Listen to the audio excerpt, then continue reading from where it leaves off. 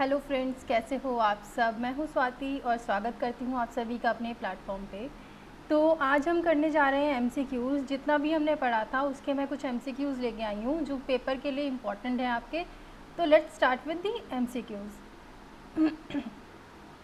सो पहला क्वेश्चन है, anything that has mass and occupy space, उसे हम क्या बोलते हैं? जिसके पास ही मास है और जो स्पेस ऑक्यूपाई करता है, that is known as matter, substance और पार्टिकल। बताइए। So the answer is matter. Matter क्या होता है? किसी जिसके पास ही मास हो और वो एक स्पेस ऑक्यूपाई करे, that is called as matter. Mass क्या होता है? जितना भी कंटेंट किसी मटेरियल के अंदर होता है उसे बोलते हैं मास। जो भी चीज़, फॉर एग्जांपल इस पेन में जो भी कंटेंट अंदर मौजूद है, जो भी मटेरियल अंदर मौजूद है, उसका वेट कितना है, that is known as mass. और स्पेस, जितना स्पेस वो ऑक्यूपाई करता है, मतलब उसका वॉल्यूम, राइट। सो किसी भी मैटर के पास, किसी के पास भी एनीथिंग दैट हैज़ मास, जिसके पास भी एक मास हो और जो एक स्पेस को ऑक्यूपाई करे प्लस एक वॉल्यूम हो, that is known as a matter. इनमें से कौन से सबसे ज़्यादा कंप्रेसिबल हैं? मतलब सबसे ज़्यादा प्रेस करते हैं तो उसके पार्टिकल्स क्लोज आ जाते हैं। कंप्रेस करने का मतलब क्या होता है? हमने कल करा था, सॉलिड्स में जो पार्टिकल्स होते हैं वो बहुत ज़्यादा क्लोजली पैक्ड होते हैं, राइट। तो आप इसमें से मुझे आंसर बताएंगे, मैं आपका एक्सप्लेनेशन देती हूँ। सॉलिड्स के पार्टिकल बहुत ज़्यादा आपस में क्या होते हैं? क्लोजली पैक्ड होते हैं। Then we have liquids. Liquids के पार्टिकल इतने ज़्यादा क्लोजली पैक्ड नहीं होते, वो थोड़ा दूर दूर होते हैं। Then we have gases. Gases के पार्टिकल बहुत दूर दूर होते हैं, राइट। तो सॉलिड के ऊपर क्या है, जैसे ही कोई प्रेशर लगेगा तो क्या ये पार्टिकल्स में इतना स्पेस बचा है कि वो आपस में पास आ जाएं या फिर कंप्रेस हो जाएं? ऐसा स्पेस बचा है, इतना बचा है कि हम उन पार्टिकल्स को पास में ला सकते हैं? इतना नहीं है। तो क्या सॉलिड्स कंप्रेसिबल हुए? Then we have liquids. जब हम इनको कंप्रेस करेंगे तो क्या इसके मटेरियल्स में इतनी क्षमता है कि वो पास में आ जाएं आपस में? जो इनके मॉलिक्यूल्स हैं, जो इनके एटम्स हैं, तो क्या वो पास में आ जाएंगे जब हम उनको कंप्रेस करेंगे? आप कहोगे बिल्कुल आ जाएंगे मैम, उनके बीच में थोड़ा सा स्पेस है जिसकी वजह से उनमें ये पावर है, पोटेंशियल है कि वो पास में आ सकते हैं। देन सिमिलर टू गैसेस, उनके पास इंटरमॉलिक्यूलर स्पेस इतना ज़्यादा है, मतलब एक मॉलिक्यूल यहाँ है, एक गैस का मॉलिक्यूल यहाँ है, तो जिसकी वजह से जब मैं उनको कंप्रेस करूँगी तो बहुत ज़्यादा कंप्रेस हो जाएंगे और क्या होगा कि पास में उसके मॉलिक्यूल्स आ जाएंगे। तो सबसे ज़्यादा हाईली कंप्रेसिबल क्या हुआ? सॉलिड्स, लिक्विड्स या फिर गैसेस। सो समझ आ गया होगा सबसे ज़्यादा कंप्रेस होने वाली चीज़ें कौन सी हैं? गैसेस। इस कंप्रेसिबिलिटी की प्रॉपर्टी की वजह से ही जो आप घर में एलपीजी सिलेंडर यूज़ करते हैं, जो सीएनजी सिलेंडर्स यूज़ होते हैं आपके, वो इसी कंप्रेसिबिलिटी प्रॉपर्टी की वजह से होता है, क्योंकि बहुत सारी गैस इतने पर्टिकुलर स्पेस में कंप्रेस करके लिक्विफाई फॉर्म में आ जाती है, तो इसको बोलते हैं एलपीजी। जैसे ही हम गैसेस के ऊपर बहुत सारा प्रेशर लगाते हैं तो वो अपनी स्टेट भी बदलती है। जो मटेरियल होता है, जो मैटर होता है, हमारा सॉलिड, लिक्विड और गैस, वो अपना स्टेट ऑफ मैटर कब चेंज करता है, मतलब सॉलिड से लिक्विड, लिक्विड से गैस, कब चेंज करता है वो? जब उसके ऊपर या तो टेम्परेचर लगे या फिर प्रेशर लगे, राइट। ये हम आगे पढ़ेंगे चैप्टर में, या तो टेम्परेचर लगे उसके ऊपर या फिर प्रेशर लगे। तो जब इन गैसेस के ऊपर बहुत ज़्यादा प्रेशर लगता है तो ये लिक्विफाई फॉर्म में हो जाती हैं, लिक्विड फॉर्म में हो जाती हैं, और हम इनको कंप्रेस करके एक सिलेंडर में डाल देते हैं, right. Which of these have strongest force of attraction between them? तो ये यहीं से आपको पता लग जाएगा। स्ट्रॉन्गेस्ट फोर्स ऑफ अट्रैक्शन इसमें होगा, सॉलिड्स में, लिक्विड्स में या फिर गैसेस में? ये बताइए।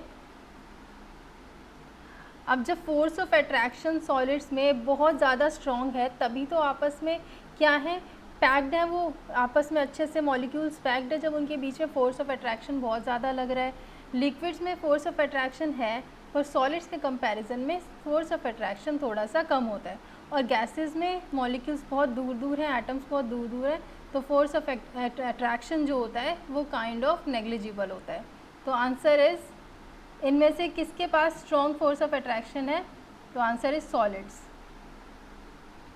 Amongst which of these particles have maximum kinetic energy? Kinetic energy क्या होती है? उसके मूव करने की एनर्जी। राइट। तो that is the kinetic energy. तो सॉलिड्स, लिक्विड्स या गैसेस, बताइए किसके पास सबसे ज़्यादा काइनेटिक एनर्जी। अब आप ये बताइए, सॉलिड के पार्टिकल बहुत ज़्यादा पैक्ड हैं, राइट, इस तरीके से, तो क्या ये मूव कर पाएंगे? क्या ये पार्टिकल्स आपस में मूव कर पाएंगे? क्या आप ये पार्टिकल्स इधर मूव कर पाएंगे या इधर मूव कर पाएंगे या इधर मूव कर पाएंगे? क्या इनमें कैपेसिटी बचेगी? बिकॉज इतना ज़्यादा क्लोजली पैक्ड हैं, तो इनकी मूवमेंट कैसी होगी? ऑब्वियसली इनकी मूवमेंट भी जो है वो कम होगी। लिक्विड्स जो हैं आपके, वो ज़्यादा क्लोजली पैक्ड नहीं हैं, वो उनके बीच में इंटरमॉलिक्यूलर स्पेस बचा हुआ है, तो इनकी मूवमेंट कैसी होगी? अगर हम इनको हीट प्रोवाइड कर देंगे या फिर नहीं भी करेंगे तो भी ये मूव करेंगे आपस में, राइट। तो इनके पास इतना स्पेस बचता है कि ये मूव कर लें, और सॉलिड्स के पास बिल्कुल भी स्पेस नहीं होता कि वो मूव कर लें। सिमिलर टू गैसेस, गैसेस के पास इतना ज़्यादा स्पेस है कि ये मॉलिक्यूल्स कहीं भी मूव कर सकते हैं, फ्रीली मूव कर सकते हैं, राइट। सो सबसे ज़्यादा मैक्सिमम काइनेटिक एनर्जी इसमें किसकी होगी? सबसे ज़्यादा मूव कौन से पार्टिकल्स कर पाएंगे, सॉलिड्स की या लिक्विड्स की या गैसेस के? मुझे बताइए। So your answer is gases. Spreading and mixing of a substance with another substance due to motion of its particle is known as, मतलब जब दो पार्टिकल्स का, फॉर एग्ज़ाम्पल दो गैसेस हैं, इनके पार्टिकल्स मूव करें, मान लो ये CO2 है, ये O2 है, इन दोनों के पार्टिकल्स मूव करते हैं और आपस में मिक्स हो जाते हैं। ये दोनों सब्सटेंस अपने पार्टिकल्स के मूव करने के वजह से मिक्स हो जाते हैं और स्प्रेड हो जाते हैं, तो उस प्रॉपर्टी को हम क्या बोलते हैं? कंडेंसेशन, इवेपोरेशन, डिफ्यूजन या फिर melting. So your answer is diffusion, right. इसी प्रॉपर्टी को हम डिफ्यूजन बोलते हैं। डिफ्यूजन सबसे ज़्यादा किस में होता है? ये जो प्रॉपर्टी है डिफ्यूजन की, मिक्स होने की, पार्टिकल्स जब मिक्स हो जाते हैं आपस में और स्प्रेड हो जाते हैं, इस मिक्स होने की प्रॉपर्टी को, जब दो तरीके के सब्सटेंस आपस में मिक्स हो जाते हैं, तो आप मुझे ये बताइए सॉलिड्स में होगा, ये लिक्विड्स में होगा या फिर गैसेस में होगा? डिफ्यूजन सबसे ज़्यादा किस में होगा? आप सभी को पता है। अब मुझे ये बताइए, क्या सॉलिड्स में डिफ्यूजन होता है? अगर होता है तो कैसे होता है? अब मान लीजिए मैंने इसमें एक चने की दाल डाल दी,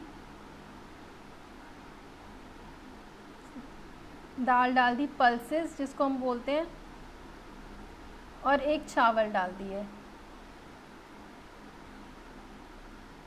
एक कंटेनर है जिसमें दाल और चावल है, मैंने दोनों को डाल दिया। अब मैं इसको 5-6 दिन तक इस कंटेनर को छोड़ देती हूँ और 5-6 दिन बाद आके इस कंटेनर में देखती हूँ क्या इनकी मिक्सिंग होगी? क्या ये दोनों दाल और चावल अपने आप में मिक्स कर जाएंगे? क्या इनके पास ऐसी प्रॉपर्टी है कि ये मिक्स हो जाएंगे आपस में? क्या इनके पार्टिकल्स आपस में इतना डिफ्यूज़ हो जाएंगे कि ये सब्सटेंस मिक्स हो जाएंगे? तो आप कहोगे नहीं, दाल अपनी जगह पड़ी हुई और चावल अपनी जगह पड़ा हुआ है। दैट मीन्स सॉलिड्स में डिफ्यूजन पावर बहुत ही कम होती है, negligible. Then we have liquids. Liquids में क्या डिफ्यूजन हो सकती है? आप एक लिक्विड को दूसरे लिक्विड में मिला दोगे तो क्या डिफ्यूजन होगी? तो आप कहोगे बिल्कुल होगी मैम, अगर एक कोल्ड ड्रिंक्स को मैं पानी में मिला दूंगी तो डिफ्यूजन होगी। गैसेस जो होती हैं, अब वो क्यों होगी डिफ्यूजन? क्योंकि सॉलिड्स में डिफ्यूजन क्यों नहीं हुई? मुझे ये बताओ, सॉलिड्स में डिफ्यूजन क्यों नहीं हुई? क्योंकि इनके पार्टिकल्स इतने क्लोजली पैक्ड हैं कि इनके बीच में इंटरमॉलिक्यूलर स्पेसेस तो बचे ही नहीं कि दूसरे पार्टिकल्स भी आके इसमें बैठ जाएं। लेकिन लिक्विड्स में क्या होता है, इंटरमॉलिक्यूलर स्पेसेस इतने होते हैं कि दो पार्टिकल्स आपस में मिक्स हो सकते हैं। मतलब ये पार्टिकल्स, ये वाले एटम्स, ये मॉलिक्यूल्स इनके स्पेस में बीच में आ जाएंगे, राइट। तो इसलिए लिक्विड्स में मिक्सिंग होगी, डिफ्यूजन होगी। Then we have gases. Gases में इंटरमॉलिक्यूलर फोर्सेस, इंटरमॉलिक्यूलर स्पेस बहुत ज़्यादा होता है, जिसकी वजह से आपस में ये जो पार्टिकल्स हैं वो डिफ्यूज़ कर जाते हैं जल्दी, और दैट इज़ वाई सबसे ज़्यादा डिफ्यूजन किस में होती है? हमारी गैसेस में। What happens to the rate of diffusion on increasing the temperature? ये बताओ, जैसे ही हम टेम्परेचर को इंक्रीज़ करेंगे तो रेट ऑफ डिफ्यूजन इंक्रीज़ होगी या डिक्रीज़ हो जाएगी? बताइए।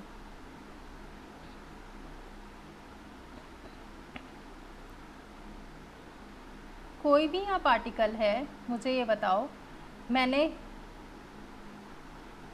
सॉल्ट डाला और वाटर है, ये मैंने ऐसी टेम्परेचर पे रहने दिया। यहाँ मैंने सॉल्ट डाला और वाटर डाला और पानी को गर्म कर दिया। इसमें सबसे ज़्यादा मिक्सिंग, सबसे ज़्यादा डिफ्यूजन किस में होगी? या तो इस केस में होगी या फिर इस केस में होगी, बताइए। हीट करने के बाद ज़्यादा डिफ्यूजन होगी या फिर हीट नहीं करेंगे तो आप बोलोगे मैम जब हम हीट करेंगे तो डिफ्यूजन जो है बहुत जल्दी हो जाएगी, मिक्सिंग जल्दी हो जाएगी। तो वो मिक्सिंग क्यों होगी? बिकॉज जो काइनेटिक एनर्जी है आपके पार्टिकल्स की, वो क्या होती है, हीट एनर्जी देने पे इंक्रीज़ कर जाती है। पार्टिकल्स की काइनेटिक एनर्जी इंक्रीज़ करेगी तो वो जल्दी जल्दी क्या होगा, उनका डिफ्यूजन का रेट भी बढ़ जाएगा। तो क्या होता है, rate of diffusion increases with the increase in temperature. जो स्मेल है आपके फूड की, जो किचन में कुक हो रहा है, वो आप तक कैसे पहुंच जाता है? स्मेल ऑफ फूड जो किचन में कुक हो रहा है वो आप तक कैसे पहुंचता है? कौन सी प्रॉपर्टी से? एवापोरेशन, डिफ्यूजन या फिर कंडेंसेशन? तो answer is your diffusion. I hope आपको समझ आ गया होगा डिफ्यूजन की वजह से क्यों स्मेल जो है आप तक पहुंच जाती है, क्योंकि जैसे ही वो डिफ्यूज़ हो जाएंगे तो फिर धीरे धीरे करके स्प्रेड होने लग जाएंगे, राइट।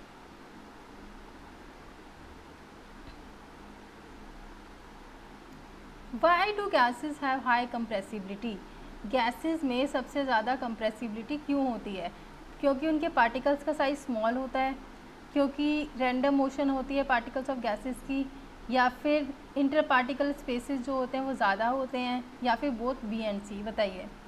तो आंसर इज़, मैंने आपको अभी कराया है कि गैसेस में जो है कंप्रेसिबिलिटी ज़्यादा क्यों होती है, क्योंकि इनके बीच का जो स्पेस होता है, इंटर पार्टिकल स्पेस होता है, वो बहुत ज़्यादा लार्ज होता है। That is Y gases have high compressibility. I hope ये समझ आया होगा। अब मुझे ये बताओ, बहुत ही बेसिक क्वेश्चन जो हमने सबसे पहले करा था, what is matter? Sound, heat, light, camera, pen, human being, इनमें से मैटर कौन सा है? Which of them is matter? बताइए। मैटर की क्या प्रॉपर्टी थी? Anything that has mass and occupies space is known as matter. तो इसमें जो है, साउंड को पहले लेते हैं। क्या साउंड के पास अपना एक मास है? क्या साउंड स्पेस ऑक्यूपाई करती है? मतलब मेरे को थोड़ी सी साउंड सुनाई दी, मैंने उस साउंड को रख दिया कहीं और, क्या उसने वहाँ उस जगह को ऑक्यूपाई करा? क्या उसने उस जगह का स्पेस ऑक्यूपाई करा? क्या हमें साउंड का मास पता है? तो ऑब्वियसली आप कहोगे नहीं पता, तो दैट मीन्स साउंड नहीं है आंसर। हीट को क्या आप एक जगह से दूसरी जगह रखोगे तो क्या हीट स्पेस ऑक्यूपाई करेगी कोई? क्या वो स्पेस ऑक्यूपाई करती है? आप कहोगे नहीं करती। दूसरा, क्या हीट में कोई मास होता है? तो आप कहोगे नहीं होता, right. Then we have light. अब लाइट अगर आपसे बात करेंगे तो क्या लाइट का कोई मास है?